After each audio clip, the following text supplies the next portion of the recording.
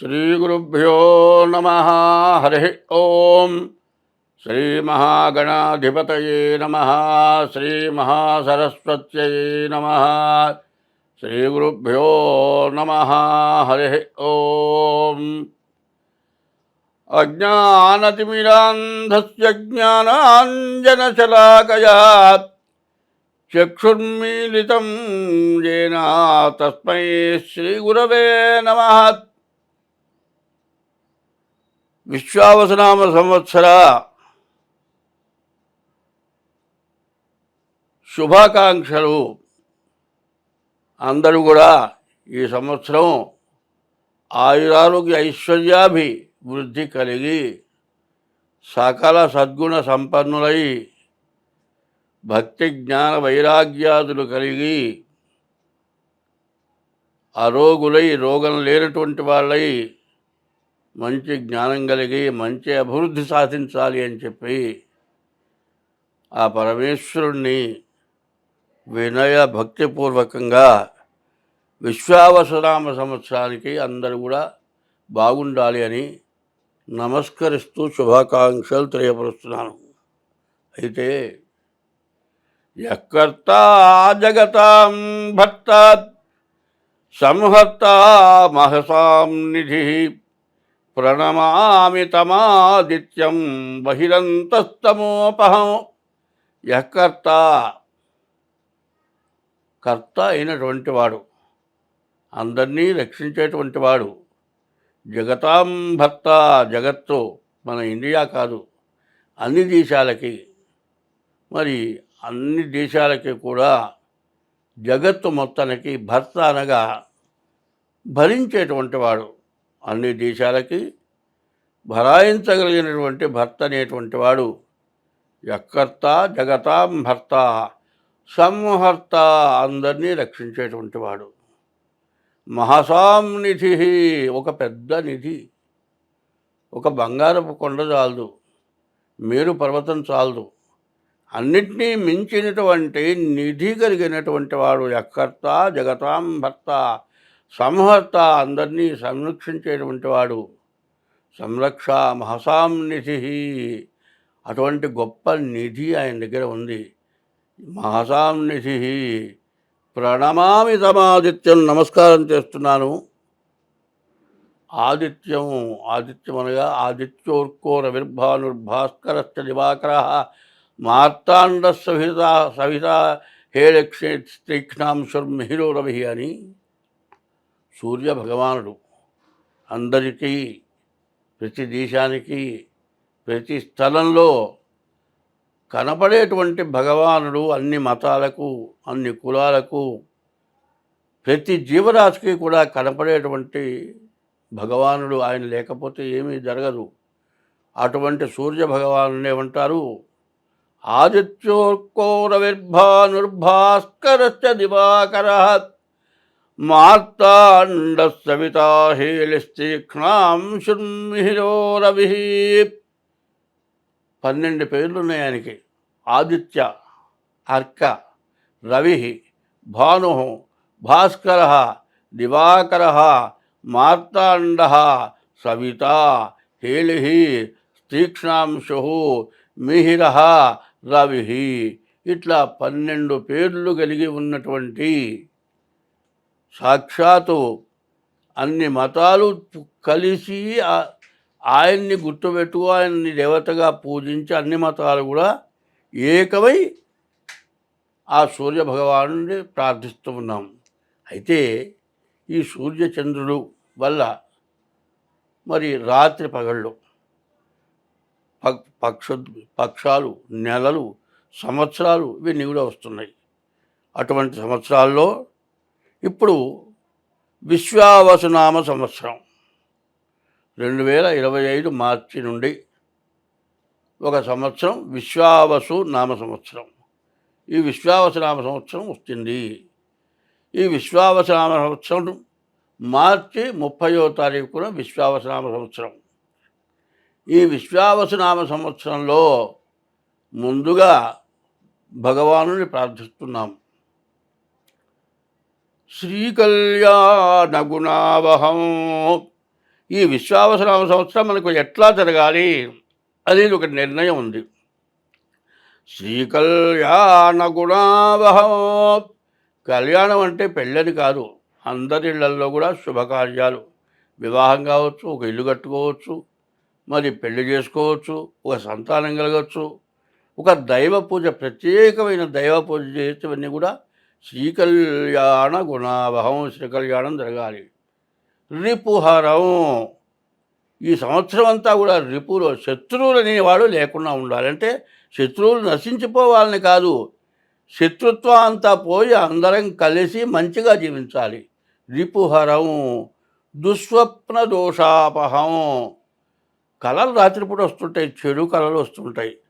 ఆ కళ వచ్చి నిద్ర లేచిన తర్వాత ఆ రోజు కాదు, 2 రోజులు 3 రోజుల దాకా కూడా ఆ వచ్చిన దుష్ట కళ, చెడు కళ జీవితంలో చూడకూడనటువంటి కళ వస్తుంది.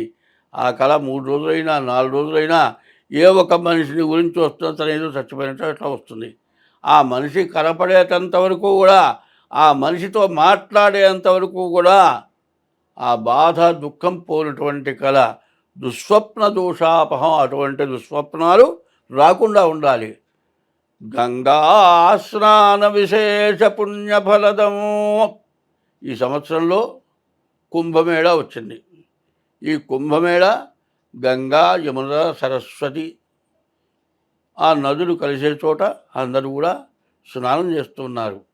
దీన్ని గంగా స్నానం అంటారు. గంగా, యమున, సరస్వతి 3 నదులు కలిసే చోట స్నానం. గంగా స్నాన విశేష పుణ్యఫలదం. గంగా స్నానం చేస్తే సమస్త పాపాలు కూడా తొలగిపోతాయిట. కానీ అందరూ కూడా కుంభమేళాకి వెళ్ళలేకపోయి ఉండొచ్చు. కానీ ఈ పంచాంగ శ్రవణం వింటే గంగా స్నానం చేసినటువంటి పుణ్యం వస్తుందిట. గంగా స్నాన విశేష పుణ్యఫలదం గోదాన తుల్యంద్రుణాం. దూడతో కూడిన గోవుని దానం చేసిన పుణ్యం కూడా ఈ పంచాంగం అంటే వస్తుందిట. గోదాన తుల్యంద్రుణాం ఆయుర్వృద్ధితముత్తమము. ఆయుష్ పెరుగుతుందిట. శుభకరం. అన్నింత శుభంగా ఉంటుంది సంవత్సరం మొత్తం. ఆయుర్వృద్ధితముత్తమం శుభకరం సంతాన సంపత్ప్రదం. మంచి సంతానం కలిగి, మంచి బుద్ధులు వచ్చి, మంచి జ్ఞానం కలిగి, బాగా చదువుకొని తల్లిదండ్రులకి కీర్తి ఎట్లా ఉంటుందంటే, పిల్లవాడు చాలా గొప్పవాడైతే, నాయన నువ్వు ఎవరి పిల్లవాడివయ్యా, మీ తల్లిదండ్రులు ఎవరో అని అడుగుతారు.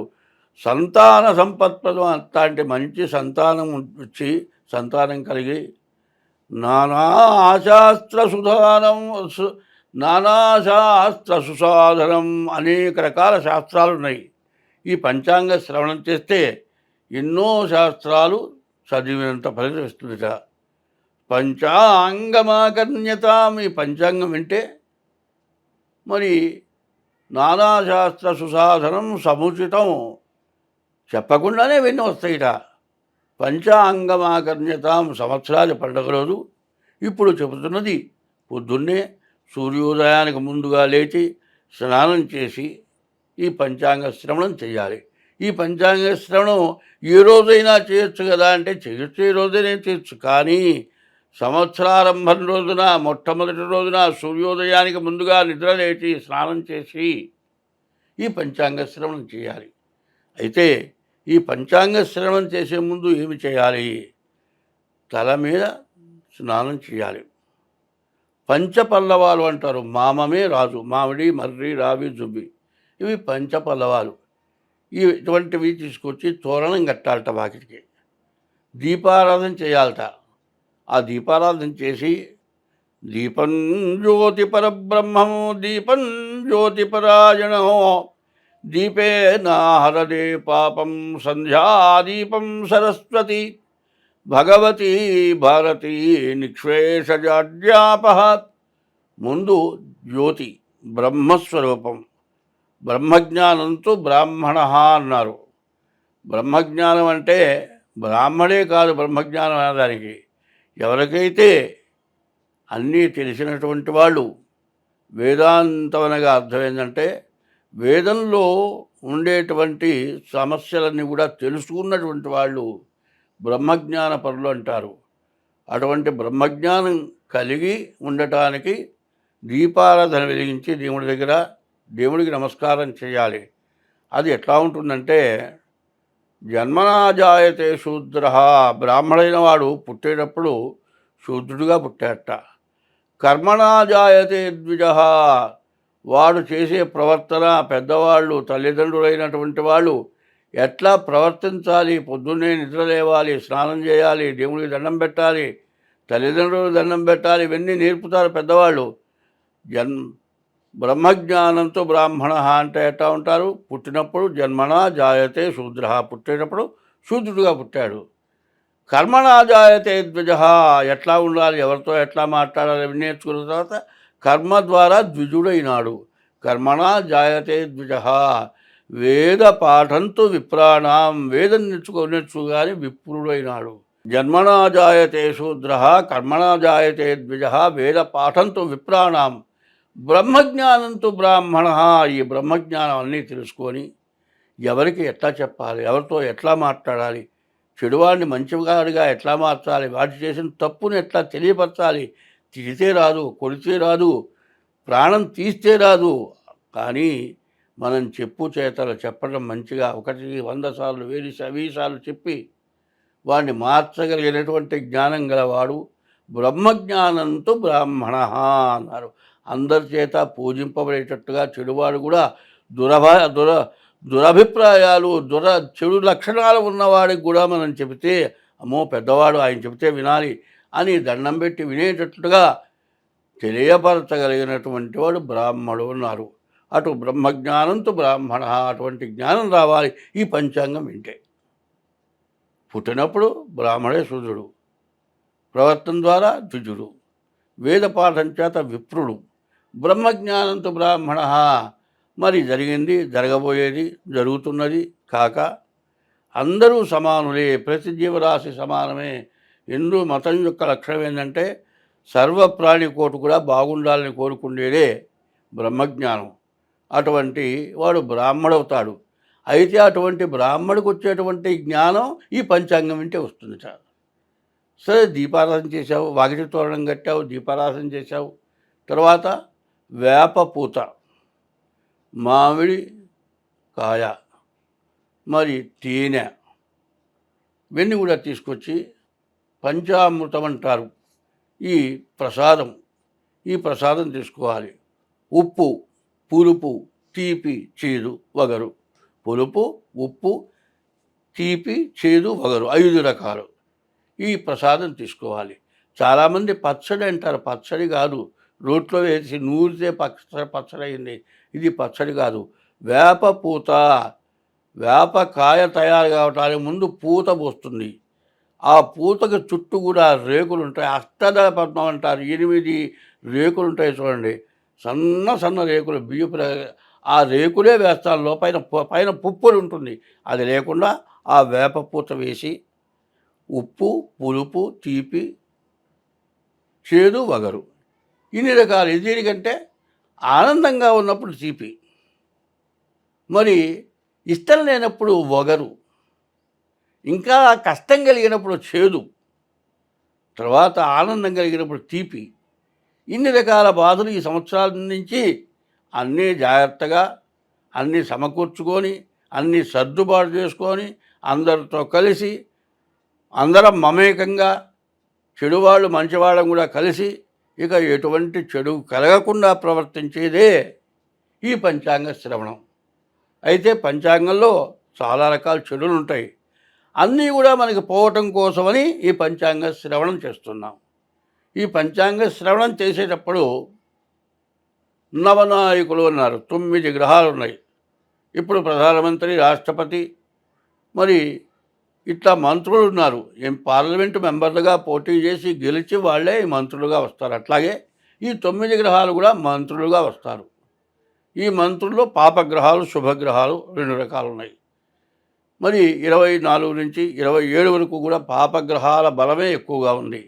ఈ పాపగ్రహాల బలం ఎక్కువగా ఉండటం చేత అంతా గొడవగానే ఉంటుందేమో అనే అనుమానం ఉంది. కానీ మనం ఇది విన్న తర్వాత అది జరగకుండా పోవటం కోసమే ఈ పంచాంగ శ్రవణం చేస్తున్నాం. ఈ చెప్పేదంతా జరగకూడదు అనుకుంటూనే చెబుతున్నాం. ఇది జరగకుండా ఉండాలంటే మన ప్రవర్తన చాలా అవసరం. మనం ఎప్పుడూ ఆలోచన చేసి దీర్ఘంగా ప్రవర్తన చేయాలి.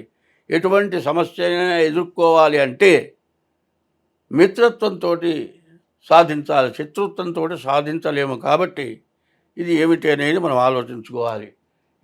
సారమైంది 30వ తారీఖు ఆదివారం అయింది. ఆదివారం రోజున సంవత్సరాది పండగ వచ్చింది. ఆది పూజ్యో వినాయక. ముందు వినాయకుడిని పూజిస్తాం, తర్వాత ఆదివారం సూర్య భగవాను పూజిస్తాం.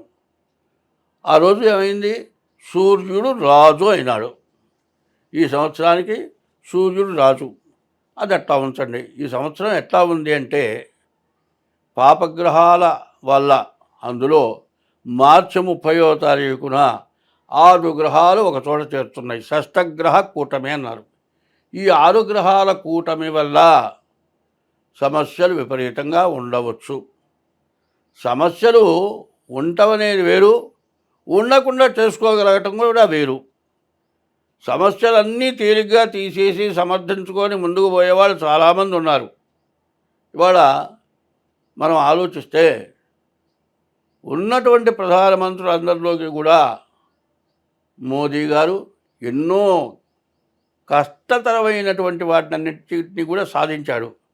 అయితే ఊరికినే సాధించరా, ఎంతో కష్టపడితే, ఎంతో మంచిగా ప్రవర్తిస్తే మరి ఇంతవరకు సాధన జరిగింది. ఇది ఎందుకు జరుగుతోందంటే వాళ్ళ స్వతంత్రంగా వాళ్ళ బుద్ధి పెట్టి వాళ్ళు కావాలని చేస్తున్నారు అనుకోవడం చాలా పొరపాటు.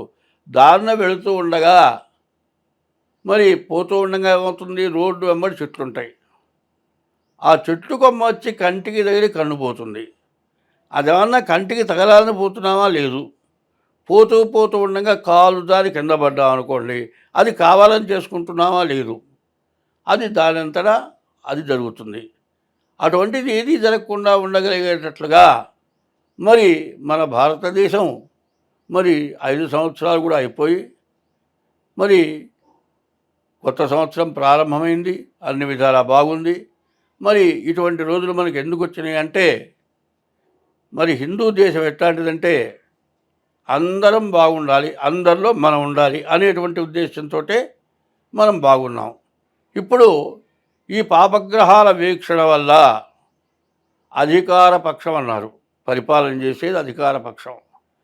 అధికార పక్షం అందరూ ఒకటిగా ఉంటారు. కానీ అధికార పక్షంలో కొంతమంది అధికార పక్షాలనే ఎగర్తించే లక్షణంలో కొంతమంది ఉంటున్నారు. చేసే పరిపాలనని విమర్శించే వాళ్ళు తయారవుతున్నారు. అయితే సహజంగా ఏముంటుందంటే ప్రతిపక్షం అధికార పక్షాన్ని విమర్శిస్తుంది, కానీ అది జరగట్లే. ప్రతిపక్షం కూడా విమర్శిస్తుంది, అధికార పక్షం విమర్శిస్తుంది. దీనివల్ల సమస్యలు వస్తున్నాయి. ఇదే కాదండి, పరిపాలనలో అంతర్యుద్ధం. పరిపాలనలో ఒకరికొకరు పడటంలా, ప్రతిపక్షం కూడా పట్టల్లా. దీనివల్ల కలహాలు పెరుగుతున్నాయి, సమస్యలు పెరుగుతున్నాయి. కానీ ప్రజల పరిపాలన సరిగ్గా చేయడానికి అవకాశం ఇవ్వటం లేదు, చేయలేకపోతున్నారు. సరే, మన దేశం అంతవరకే ఉందండి. ప్రపంచ దేశాల్లో రకరకాలైన యుద్ధాలు జరుగుతున్నాయి. అది ఎందుకు? విరోధాలు, శత్రుత్వాలు ఎందుకు వస్తుందంటే స్వార్థం కోసం వస్తుంది. అవతలవాడు మనకంటే ముందుకు పెరిగిపోతున్నాడు, వాడు పెరగకూడదు, మనమే పెరగాలనే ఉద్దేశంతో వాళ్ళని తొక్కేస్తే మనం పైకి వస్తామనేటువంటి దురుద్దేశంతో జరుగుతుంది. మరి ఏమవుతుంది? రష్యా, ఉక్రెయిన్ ఆ మధ్య యుద్ధం జరిగింది. ఈ ఉక్రెయిన్ కూడా రష్యాలో ఒక భాగం. వాళ్ళు అన్నదమ్ముల్లాగా విడిపోయినారు. వాళ్ళకే ఏదో సమస్యలు వచ్చినాయి. కొన్ని దేశాలు ఆ పక్క, కొన్ని దేశాలు రెండో పక్క చేరి యుద్ధాన్ని పెంచి ఉక్రెయిన్ని సర్వనాశనం చేయడం జరిగింది. అది ఎందుకు జరిగింది? మంచివాడు ఒక పక్క, చెడ్డవాడు ఒక పక్క జరిగితే ఇట్లా జరిగింది. ఏది జరిగినా యుద్ధాన్ని ఆపితే గొప్పతనం అవుతుంది, కానీ యుద్ధాన్ని జరగటానికి ప్రవర్తిస్తే నాశనం అయిపోతుంది. అటువంటి సమయంలో కూడా మన దేశ ప్రధాని యుద్ధాన్ని ఆపడానికే ప్రవర్తించారు. కాబట్టి ఇట్లాంటి మంచి ప్రవర్తన కలిగి మనమంతా ఉండాలి, అందరం బాగుండాలి.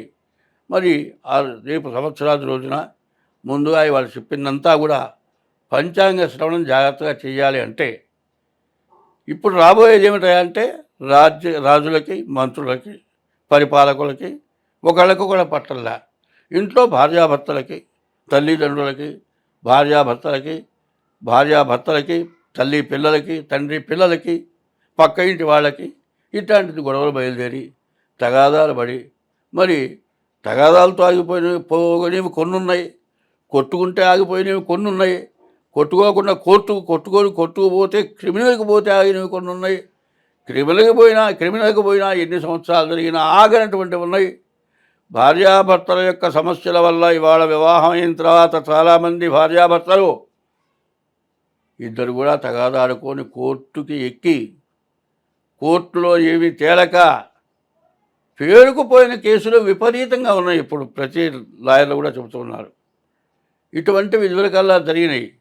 ఇప్పుడు విశ్వావసు, విశ్వమంతా కూడా బాగుండేట్టుగా ఉండేటువంటి సంవత్సరం ఈ సంవత్సరం కాబట్టి ఈ సంవత్సరం అందరూ కూడా కలిసికట్టుగా అందరూ కూడా కలిసి దైవాన్ని పూజించి అందరూ కూడా మంచిగా బ్రతకాలి అంటే ఎటువంటి సమస్యనైనా సరే ఓర్పుతో నేర్పుతో సాధించాలి. తగాదా ఎట్లా ఉంటుందంటే ఇటు రెండు పక్షాలు ఉన్నాయండి. ఈ రెండు పక్షాలు కలిసి ఇట్లా తగిలితే శబ్దం వచ్చింది. ఒక పక్షం ఇటే చెయ్యి ఊపింది అనుకోండి, రెండో పక్షం ఈ చెయ్యికి ఎదురు రాకుండా ఉంటే తగాదా లేదు. కాబట్టి ఇటువంటి సమస్య లేకుండా అందరము సుఖ సంతోషాలతో ఉండటం కోసమని విశ్వావసనామ సంవత్సర పంచాంగ శ్రవణం ఇప్పుడు చేస్తూ ఉన్నాము.